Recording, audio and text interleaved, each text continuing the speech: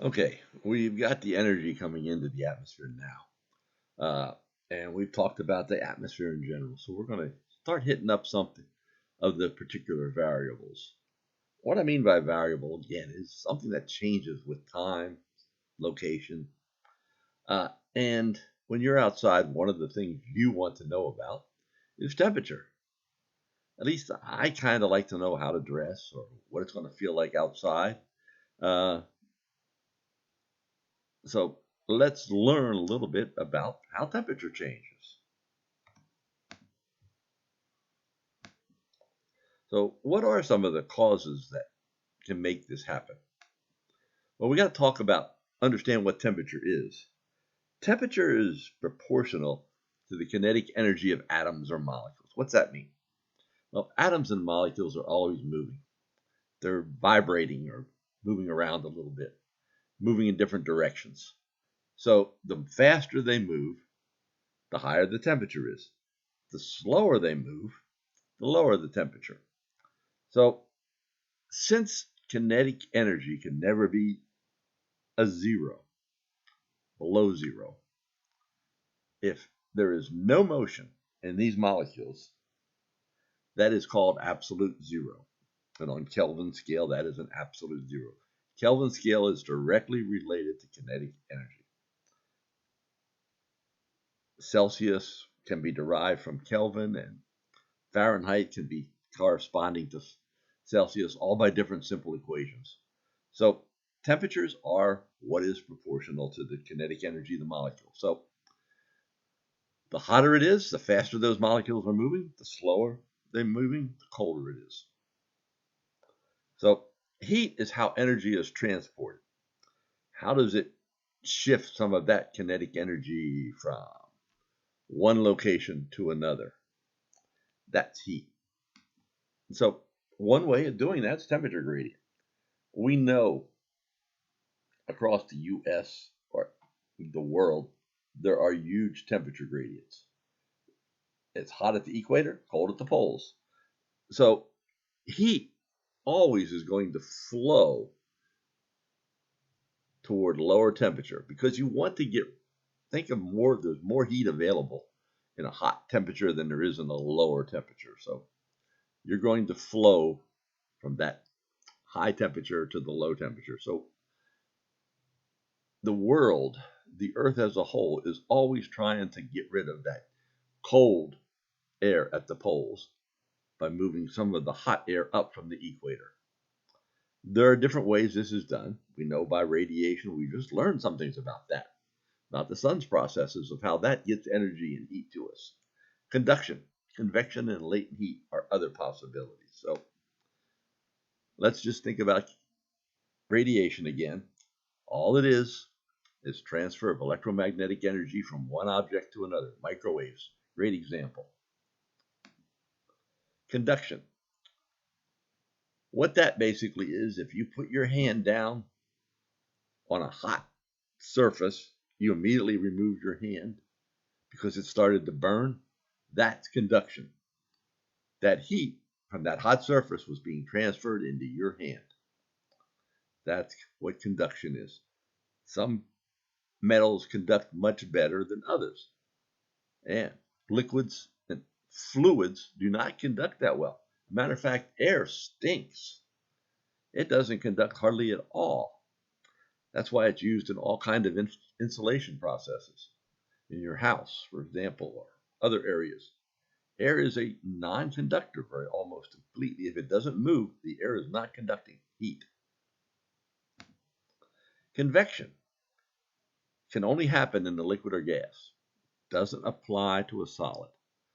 But what it is that hot air rises up in the atmosphere, cools as it's rising. We know air expands and gets cooler. Decides it gets cool enough, it begins to sink back down, gets compressed and warms. And this cycle repeats itself. That's convection. You see it when you look at cumulus clouds forming. And there are other times when maybe if you ever watch a glider pilot soar on those thermals or the birds soaring, I watch them out my window all the time. We have some eagles playing nearby that I've been able to watch this last week. And they're soaring on these currents of air going up. That's convection. Latent heat is the change of state of water. Water is the only thing that normally changes state in the normal ranges of atmospheric temperature. The water can go from a liquid or to a gas or to a solid. It can be any one of those in the air. So, water vapor, when it begins to condense, it becomes a liquid. Now think about it. If it's condensing, that means it's less latent heat because the molecules are moving less. So some of that heat has to come out of that water vapor when it becomes water. So that heat is transported out as latent heat. And when it eventually becomes solid, more heat comes out. So literally, when you see clouds that have become liquid, there has been heat released in those clouds. And when you see snow, believe it or not, there's been heat released to cause the snow.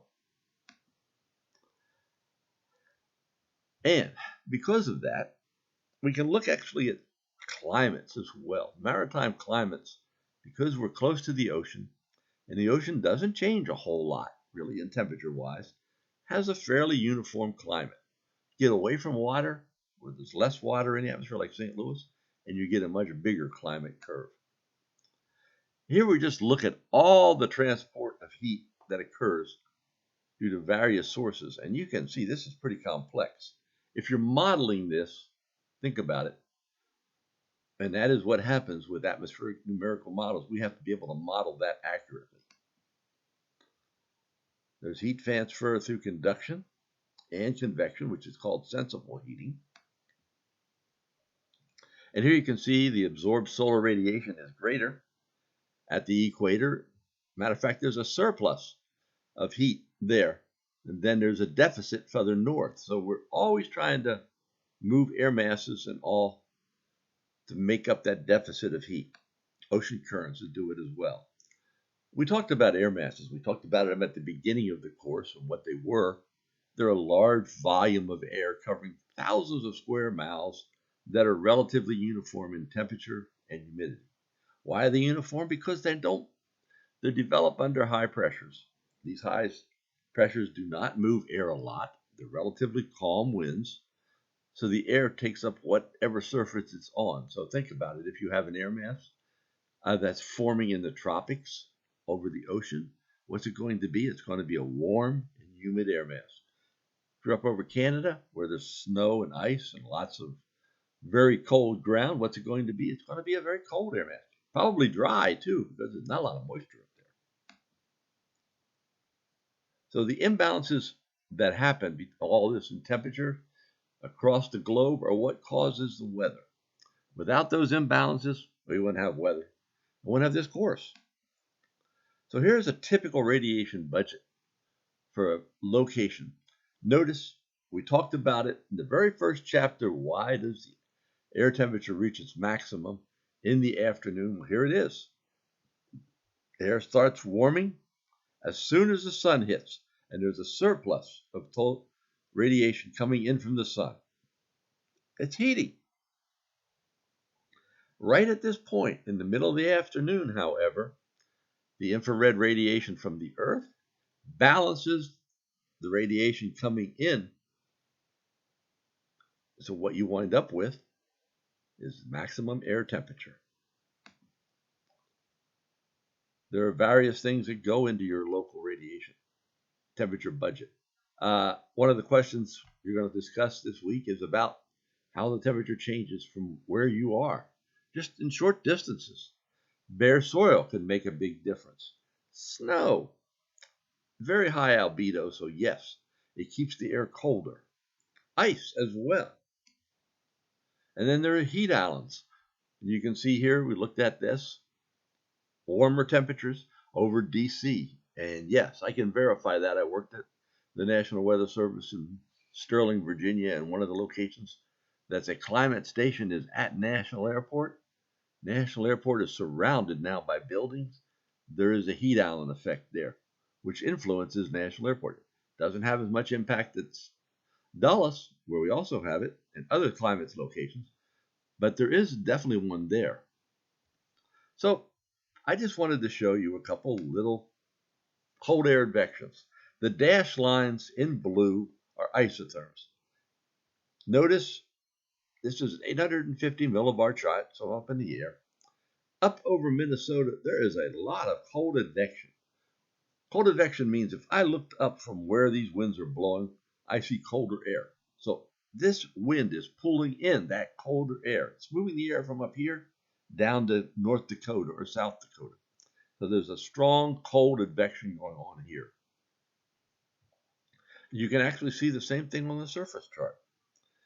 Notice in Minnesota here, it's 21 degrees here, 32 here. The winds are out of the northwest. Well, what is the temperature to the northwest? It's colder. Matter of fact, way back here, it's in the teens.